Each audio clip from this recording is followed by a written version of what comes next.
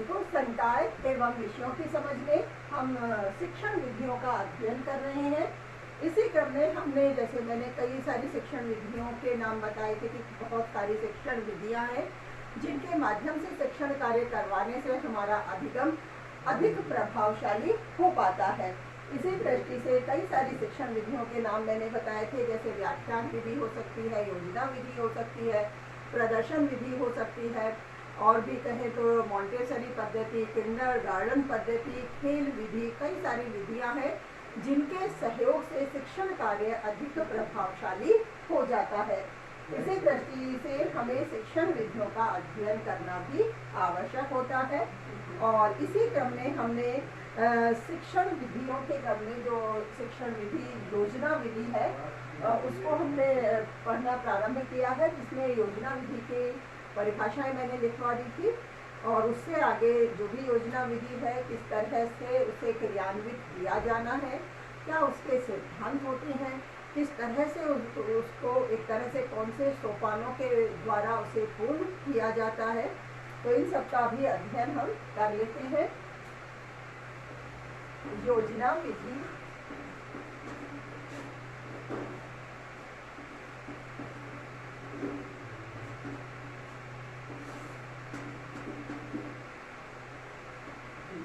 योजना विधि हम पढ़ रहे हैं। जैसे ये हमने बता ही दिया था कि किस तरह से इस विधि का आविष्कार जॉन ड्यूई की जो विचारधारा है उसी के आधार पर किलपैट्रिक महोदय ने किया है। और यह विधि पूर्णतः बाल केंद्रित है, बालक को ही केंद्र में रखकर, मुख्य रूप से उसका ध्यान रखकर, उसकी रुचि आवश्यकताओं के अनुसार ही एक तरह से उसे किसी प्रकार की समस्या के समाधान के लिए कार्य करने के लिए, क्रियान्वयन करने के लिए कहा जाता है। और उस समस्या के समाधान में बालक स्वयं क्रियान्वित होकर प्रयास करता है। और इसी दृष्टि से क्योंकि बालक स्वयं करके सीखता है और स्वयं करके सीखने से ही योजना विधि है वह अधिक प्रभावशाली विधि हो जाती है। तो इसमें बालकों के जीवन की जो व्यावहारिक आवश्यकताएं हैं और जो समस्याएं हैं उनका अध्ययन करके उनके समाधान को खोजने का प्रयास किया जाता है। और इस विधि में छात्र स्वयं योजना का चुनाव करते हैं, जैसी उनकी आवश्यकताएं हैं। जैसा कि मैंने बताया, अपनी रुचि और अपनी आवश्यकताओं के आधार पर वह अपने कार्य क्षेत्र को चुन सकते हैं और इसी दृष्टि से वह अपनी योजना का चुनाव भी स्वयं करते हैं। और शिक्षक समय समय पर उनका मार्गदर्शन करते रहते हैं कि जैसे उन्होंने किसी योजना का चुनाव किया है उस क्षेत्र में स्वयं कार्य करके उसमें आने वाली समस्याओं का समाधान खोजने का कार्य वह स्वयं करने का प्रयास करते हैं। लेकिन उसके मध्य में जहाँ मार्गदर्शन की आवश्यकता होती है तो शिक्षक समय समय पर इस तरह से उन्हें मार्ग निर्देशित करता रहता है। छात्र अपनी योजना पर सामूहिक रूप से अध्ययन करते हैं। कहीं जैसे जो बालक हैं उनके ग्रुप भी बना दिए जाते हैं और उन ग्रुप के आधार पर किसी एक समस्या पर ही उन्हें अध्ययन करने के लिए या उसके समस्या के समाधान के लिए कहा जाता है। तो इस तरह से सामूहिक रूप से भी बालक इसका अध्ययन करते हैं और अध्ययन करने के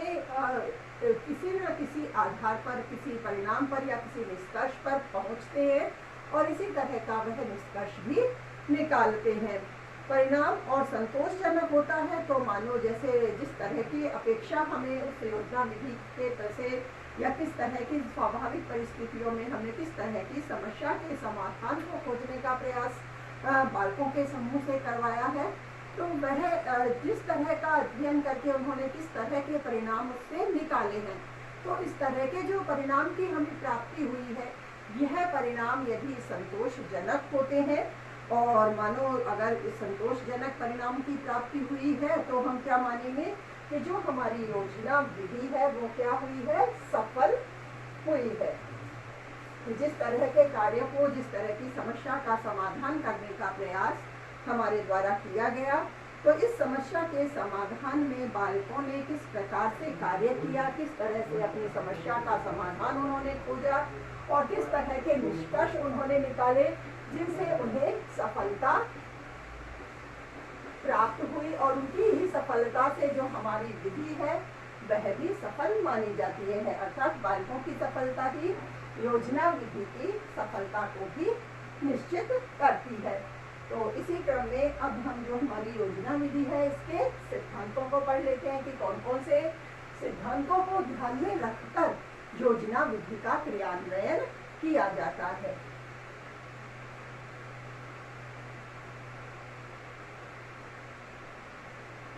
योजना विधि के सिद्धांत।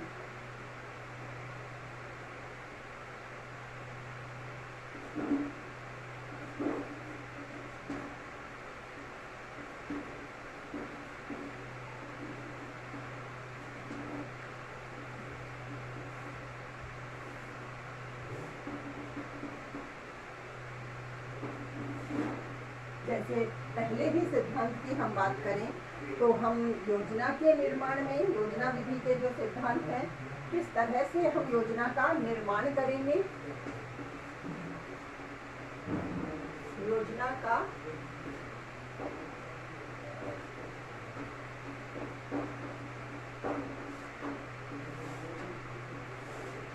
जैसे इन सिद्धांतों में किस तरह से योजना का निर्माण कार्य किया जाएगा, उस क्षेत्र में सबसे पहले हम जैसे जो बार बार बात कर रहे हैं स्वयं करके सीखने की, तो इस तरह से जो हमारी योजना विधि है उसका प्रारंभिक सिद्धांत या कहें कि पहला सिद्धांत कौन सा हो जाएगा, क्रियान्वितता का, एक तरह से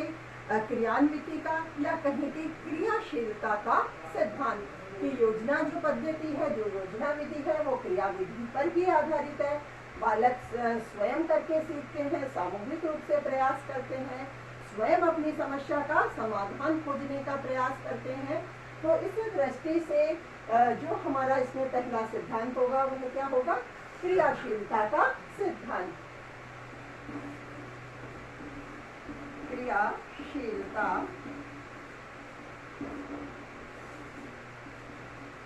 का सिद्धांत।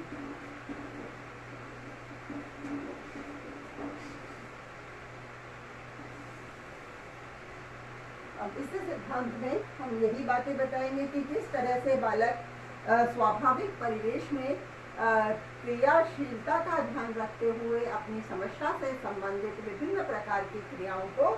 संपन्न करते हैं। जैसे कि हमने योजना विधि की कई परिभाषाएं लिखी थी, वहां भी हमने एक तरह से क्या लिखा था कि किसी तरह की यह एक उद्देश्यपूर्ण प्रक्रिया है या समस्या समाधान करने की समस्या परक क्रिया है, यानी क्रिया ही हमने इसमें प्रधान रूप में रखी है, यानी कार्य करने की एक तरह से प्रवृत्ति। तो इस तरह की कार्य करने की जो प्रवृत्ति है उसके माध्यम से ही बालक अपनी समस्या परक कार्य को करने में सक्षम हो पाते हैं और इसी के आधार पर इस क्रियान्विति के आधार पर ही हमने इसमें क्रियाशीलता के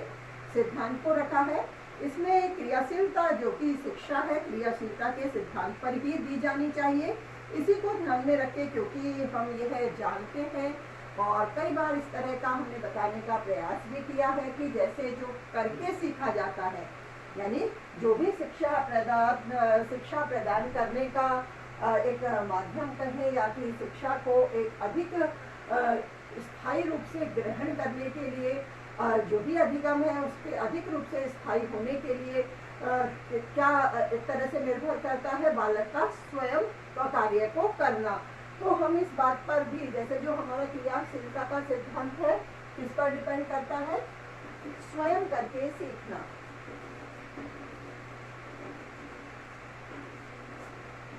तो स्वयं करके सीखने के आधार पर ही क्रियाशीलता का सिद्धांत कार्य करता है। शिक्षा है इसी क्रियाशीलता के सिद्धांत के आधार पर दी जाती है क्योंकि करके सीखना एक तरह से हम कहें कि करके सीखना या स्वयं करके कार्य को करना यह एक तरह से सबसे उत्तम या कहें कि सर्वोत्तम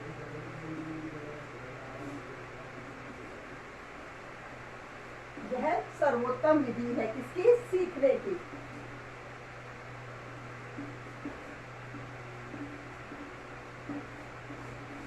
जैसे करके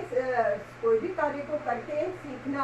सीखने के लिए हम उसे सर्वोत्तम विधि कह सकते हैं और इसी आधार पर हमें बालकों के द्वारा किसी न किसी प्रकार की क्रिया उन्हें करवाई जाती है और किसी न किसी प्रकार की क्रिया के द्वारा बालक स्वयं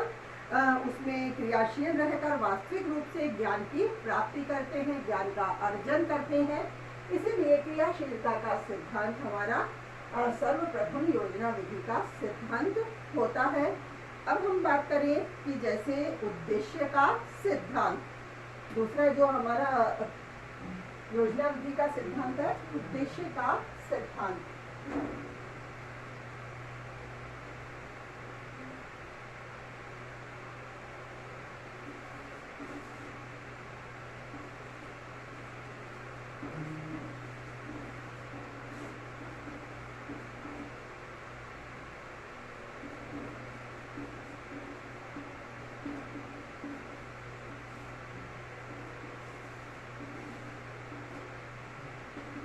देखो, जैसे कि किसी भी कार्य को करने से पहले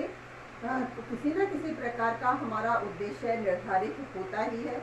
किस तरह से शिक्षा को हम स्वाभाविक परिवेश में देने की बात करते हैं, करके सीखने की बात करते हैं कि किस तरह से क्रियाशीलता के माध्यम से बालक स्वयं क्रियाशील रहकर अपने कार्यों को स्वयं करके अपनी समस्या का स्वयं समाधान ढूंढते हैं, तो ज्ञान की प्राप्ति अधिक आसानी से होती है, या कहें कि अधिक स्थायी भी होती है। इसी की तरह जैसे अब जो भी बालकों को समस्या दी जाती है, एक तरह से हमने पहले प्रारंभ में ही कहा था कि किस तरह से बालक अपनी आवश्यकताओं, अपनी समस्याओं को या अपनी व्यावहारिकताओं के आधार पर ही वो योजना का चुनाव भी स्वयं करते हैं। तो इस दृष्टि से उनका भी कोई उद्देश्य होता है। शिक्षण कार्य का भी जैसे हमारा उद्देश्य होता है कि किस तरह से हम शैक्षिक उद्देश्य हैं हमारे वो निर्धारित करते हैं। उन शैक्षिक उद्देश्यों के आधार पर ही जैसे कि हमारे जो शिक्षा के उद्देश्य हैं उनका निर्धारण किया जाता है। उन उद्देश्यों की प्राप्ति करने के लिए ही हम किसी न किसी तरह का कहें कि पाठ्यक्रम का निर्धारण करते हैं। जैसे हमने गागा शिक्षण विधि को पढ़ा था, उसमें भी इस बात को समझा था कि किसी न किसी तरह से जो हमारे उद्देश्य हैं उनकी प्राप्ति के लिए ही हम उनकी प्राप्ति के लिए एक साधन के रूप में पाठ्यक्रम को काम में लेते हैं, और उस पाठ्यक्रम को बालकों तक सिखाने के लिए, उस उद्देश्य की पूर्ति के लिए किसी न किसी प्रकार की जो विधियां हैं उनका प्रयोग किया जाता है। तो जैसे हम योजना विधि पढ़ रहे हैं, यह भी एक उसी का हिस्सा है। तो एक तरह से इन विधियों के माध्यम से ही हमारे जो शैक्षिक उद्देश्य हैं उनकी प्राप्ति हो पाती है। इसी आधार पर जैसे बालक हैं उनकी शिक्षा प्राप्ति का भी कोई ना कोई उद्देश्य होता है, तो उस उद्देश्य को ध्यान में रखकर ही उद्देश्य का सिद्धांत भी योजना विधि के सिद्धांत में सम्मिलित किया गया है। क्योंकि बिना किसी उद्देश्य के कोई भी कार्य या कहीं कोई भी योजना संपन्न नहीं की जाती है। उनका कोई ना कोई, किसी भी योजना को हम क्रियान्वित कर रहे हैं, किसी भी योजना को हम पूर्ण रूप से संपन्नता की ओर ले जा रहे हैं, तो उन सब के पीछे भी हमारा किसी न किसी प्रकार का उद्देश्य निर्धारित होता है। तो उस उद्देश्य को ध्यान में रखकर ही योजना के जो निर्माण का कार्य है उसमें हमें उद्देश्य के सिद्धांत को भी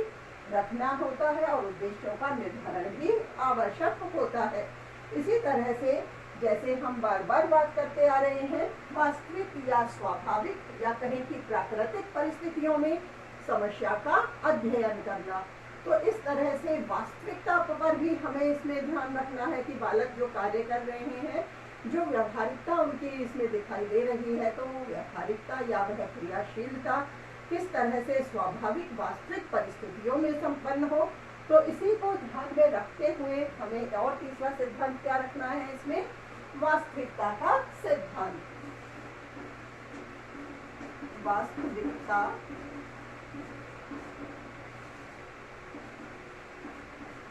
का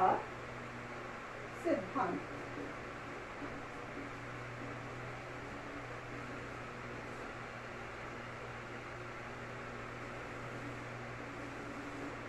इसीलिए जैसे जो भी क्रियान्विति हो रही है, समस्त क्रिया इसमें स्वाभाविक परिवेश में, स्वाभाविक परिस्थितियों में, वास्तविक परिस्थितियों में संपन्न की जाती है। इसीलिए हमने इसमें वास्तविकता के सिद्धांत को भी रखा है। जैसे कि योजना की समस्त परिभाषाओं में हमने पढ़ा था कि यह एक उद्देश्य पूर्ण क्या है, एक क्रिया है, प्रक्रिया है जो कि स्वाभाविक परिवेश में या कहें स्वाभाविक परिस्थितियों में या वास्तविक परिस्थितियों में जिसे पूर्ण किया जाता है। इसीलिए इस क्रियाविधि में हमने वास्तविकता के सिद्धांत को भी समाहित किया है। और अगले सिद्धांत की बात करें कि जैसे हम और भी इसमें बात करते हैं कि बालक किस तरह से इसमें सीखते हैं, सामूहिक रूप से स्वयं कार्य करके सीखते हैं। इसी आधार पर हमने एक और सिद्धांत इसमें रखा है, जैसे कहें कि स्वतंत्रता का सिद्धांत।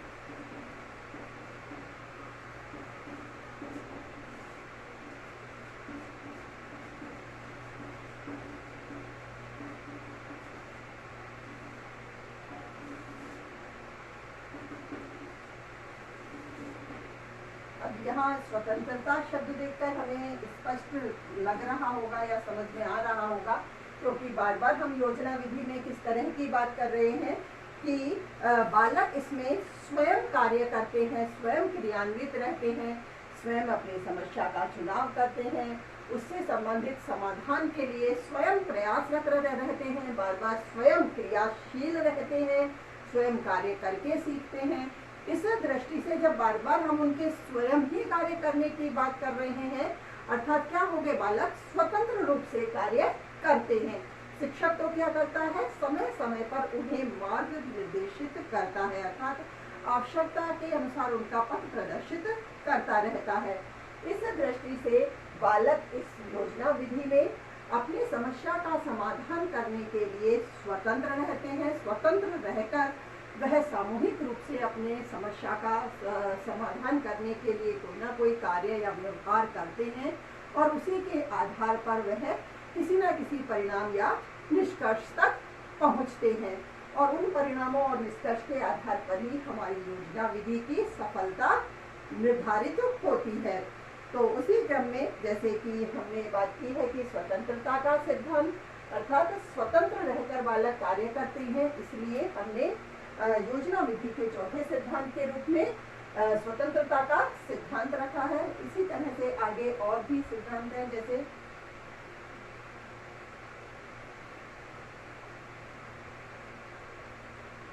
पांचवा सिद्धांत है समन्वय का सिद्धांत। समन्वय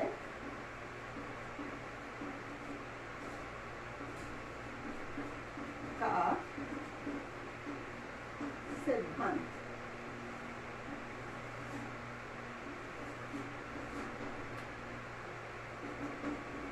जैसे समन्वयता, समन्वय क्या है, एक तरह से समायोजन है, क्योंकि जैसे बालक विभिन्न क्रियाओं में एक तरह से साथ रहकर कार्य करते हैं,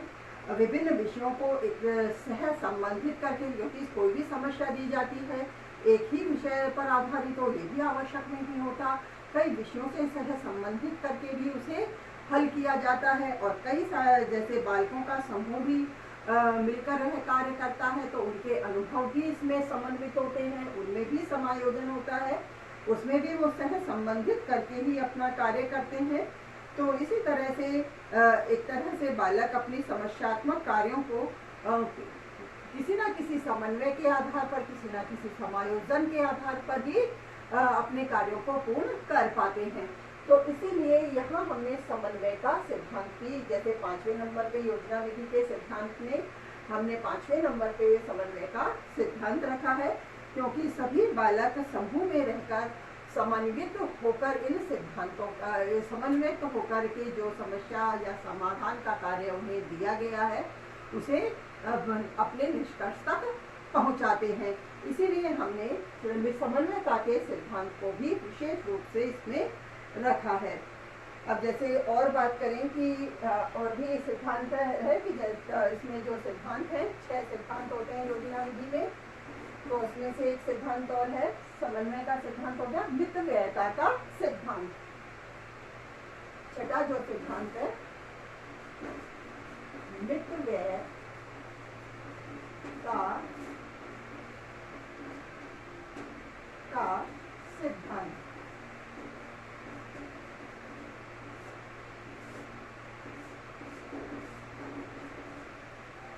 मितव्ययता से अर्थात एक तरह से कम धन हो, उसका कम खर्च हो, तो इसका भी ध्यान योजना पद्धति में रखा जाता है। बालक एक तरह से इसमें सामाजिकता के रूप से, सामाजिक होने के नाते अपने आत्मविश्वास, आत्म बलिदान कहें, उत्तरदायित्व, सहयोग, तालमेल आदि के द्वारा अपनी समस्या, अपनी क्रिया को, जो भी उनकी क्रिया है उसे पूर्ण करते हैं। और उसे पूर्ण करते समय भी जैसे जो अनावश्यक एक तरह से आर्थिक बोझ हो, उसका वहन इसमें नहीं करना होता, क्योंकि अनावश्यक आर्थिक बोझ बालकों पर नहीं डाला जाता। तो इसमें इसीलिए इसमें एक तरह से कहें कि योजना जो पद्धति है वो मितव्ययता पर आधारित होती है, क्योंकि बालक इसमें शारीरिक और मानसिक उनकी जो क्षमता है उसका भी अपव्यय होने से इसमें उसके अपव्यय को भी एक तरह से जो योजना विधि है वह रोकती है। जैसे क्योंकि हमने इसमें जो बात की है कि बालक किस तरह से शारीरिक मानसिक रूप से भी कम उन्हें थकान होती है, क्योंकि बालक सामूहिक रूप से किसी एक समस्या या समाधान के प्रति, एक ही समस्या के प्रति कई जैसे समूह की हमने बात की है, तो समूह के रूप में बालक उस क्रिया के प्रति क्रियाशील होते हैं। और इसी दृष्टि से बालक एक तरह से एक समस्या में कई सारे बालक लगे होते हैं, तो सबकी मानसिक योग्यता उसमें काम आती है, सबकी शारीरिक क्षमता काम आती है, तो वहाँ उसका वितरण हो जाता है कि जैसे समस्त बालक हैं, कितने समूह में बालक कार्य कर रहे हैं, उस दृष्टि से उसके वितरण के आधार पर जो योजना पद्धति है उसमें मितव्ययता का सिद्धांत भी रखा जाता है, क्योंकि एक तरह से बालक की शारीरिक मानसिक जो क्षमता है उसके अपव्यय का भी ध्यान योजना विधि में रखा जाता है। इसीलिए मितव्ययता का सिद्धांत भी योजना विधि के सिद्धांत के अंतर्गत आता है। इस दृष्टि से जैसे हमने योजना विधि के 6 सिद्धांत पढ़ लिए हैं, क्रियाशीलता का सिद्धांत, उद्देश्य का सिद्धांत, वास्तविकता का सिद्धांत,